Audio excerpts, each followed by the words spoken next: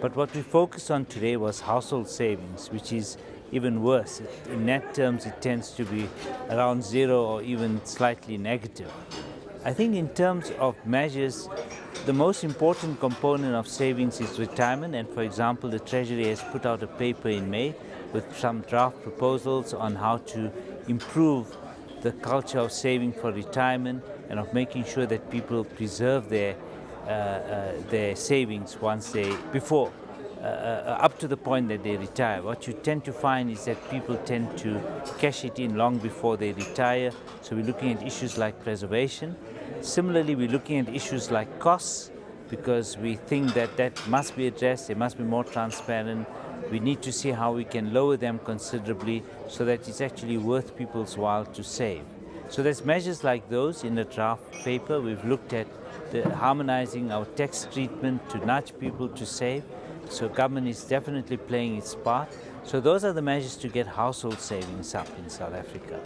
In addition, I think on the non-retirement side, we are looking, the Minister did announce in the budget earlier this year a kind of tax incentivized savings incentives, as well as looking at a kind of scheme like what we have called a Fundisa savings scheme currently, where government gets, particularly for the low-income market, to get people to save, to kind of perhaps say, let's put in a rand for every 10 rands you save, and to incentivize you to save. Well, I mean, you've mentioned all these incentives, and I think they sound really great, and they seem to hopefully do a good job in the future. But do you reckon with all of that in place, is there enough being done to help the country save? Look, there's never enough that's been done, because clearly we're not succeeding in that objective quickly enough. So it is going to be a long, hard struggle. It's like getting basic behavioral changes right.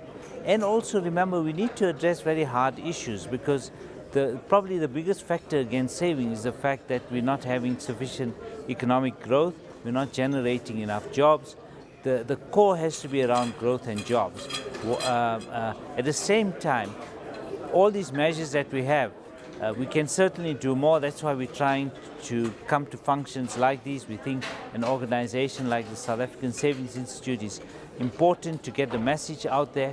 We talk to the trade unions, we talk to employers, we talk to all school kids, as you've heard, to try and get this culture changed.